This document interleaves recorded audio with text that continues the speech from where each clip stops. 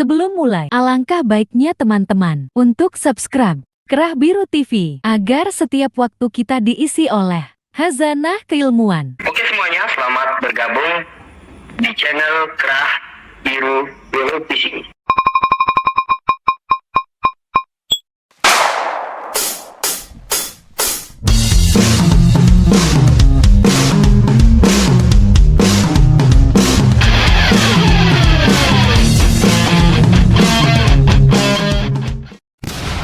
Anies Rashid Baswedan, atau lebih dikenal dengan Anies Baswedan, adalah salah satu dari beberapa baca pres saat ini. Di tengah berlomba-lombanya orang untuk masuk partai dan menjadi kader dari partai tersebut agar dapat menarik suara dan dukungan dari partai itu. Namun tidak demikian dengan orang ini.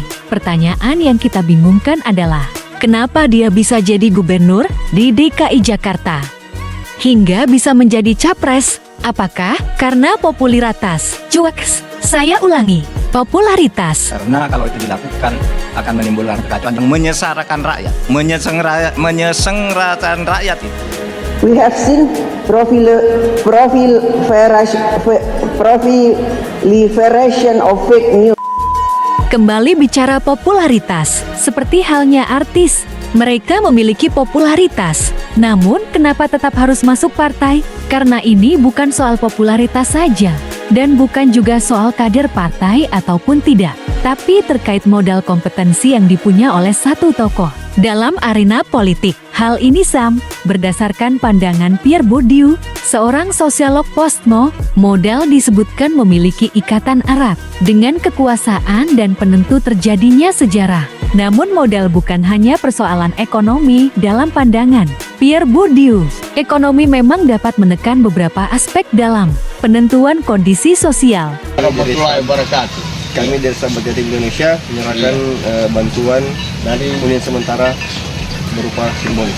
Iya, saya terima terima kasih kepada jamaah masjid Rasidin yang telah membantu kami.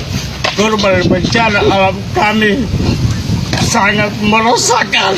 Namun dalam beberapa kondisi, faktor seperti budaya, identitas, kepemimpinan, intervensi kekuasaan dan lain-lain dapat menurunkan pengaruh dari tekanan aspek ekonomi tersebut.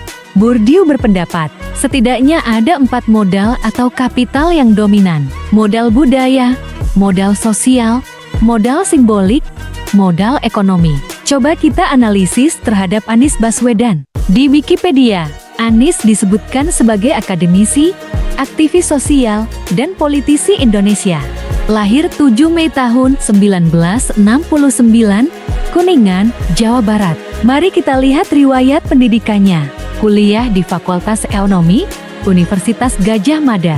Tahun 1989, aktif di organisasi Himpunan Mahasiswa Islam MPO. Anies pula menjabat sebagai Ketua Senat Mahasiswa Fakultas dan ikut membentuk kembali kelahiran Senat Mahasiswa setelah dibekukan oleh Kementerian Pendidikan dan Kebudayaan pada zaman Soeharto. Anies membentuk Badan Eksekutif Mahasiswa sebagai lembaga eksekutif. Pada saat menjabat, turut menginisiasi demonstrasi melawan penerapan sistem dana sosial berhadiah pada bulan November tahun 1993 di Yogyakarta. Sebuah tanggapan atas tereksposnya kasus Badan Penyangga dan Pemasaran Cengkeh yang menyangkut Hutomo Mandala Putra, putra dari Presiden Soeharto. Setelah lulus kuliah, Anies bekerja di Pusat Antaruniversitas Studi Ekonomi UGM, kemudian dilanjutkan dalam bidang keamanan internasional dan kebijakan ekonomi di School of Public Affairs, Universitas Maryland pada tahun 1997. Setelah lulus, Anies kembali melanjutkan kuliahnya dalam bidang ilmu politik di Northern Illinois University. Pada tahun 1999, dia lulus pada tahun ke-2005. Kemudian, Anies bergabung dengan Kemitraan Bagi Pembaruan Tata Pemerintahan, yaitu sebuah lembaga non-profit yang berfokus pada reformasi birokrasi di berbagai daerah di Indonesia dengan menekankan kerjasama antara pemerintah dengan sektor sipil. Selain itu, ia juga menjabat sebagai Direk. Pada 15 Mei tahun 2007, secara resmi Anies Baswedan dilantik menjadi Rektor Universitas Paramadina menggantikan posisi Rektor sementara Sohibul Iman. Dia juga adalah pencetus Indonesia Mengajar dan Gerakan Turun Tangan. Dia juga pernah berkarir di Komisi Pemberantasan Korupsi pada saat kasus perseteruan antara Kapolri dan KPK, atau lebih dikenal dengan konfrontasi Cekak dan Buaya, dan penyelidikan kepada Anas Urbaningrum. Melalui riwayat pendidikan dan karirnya inilah, dia mulai disorot dalam dunia politik pada pemilu 2014. Namanya masuk dalam konvensi calon presiden Partai Demokrat. Pada tanggal 22 Mei tahun 2014, Anies menuliskan sebuah artikel dalam blognya yang berjudul Pilpres 2014. Ia menyatakan mendukung calon Presiden Joko Widodo dan calon Wakil Presiden Yusuf Kala. Dan Anies berperan dalam tim kampanyenya sebagai juru bicara Jokowi JK. Wow. Di periode pertama Jokowi JK, dirinya ditunjuk menjadi Menteri Pendidikan dan Kebudayaan 2014 sampai 2016. Setelah itu, dirinya menjadi calon Gubernur DKI Jakarta pada tahun 2017. Kenapa dirinya bisa menang? Riwayat hidupnya yang berkarir dalam aspek pendidikan tadilah yang menciptakan simbolisasi pendidikan terhadapnya.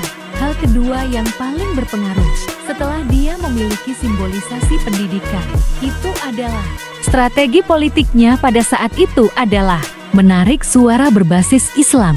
Ingat kejadian 212? Dari gerakan 212 inilah kenapa Anies memiliki pengaruh kuat terhadap 3 modal. Di antara 4 modal dalam pandangan Bourdieu: modal sosial, modal budaya, modal simbolik identitas. Apalagi pada saat itu gerakan 212 sangat besar pengaruhnya, terkhusus di DKI Jakarta. Untuk analisis lebih lanjut saya tidak berani untuk berargumen lebih. Bahaya latan Undang-Undang ITE. Cuaks.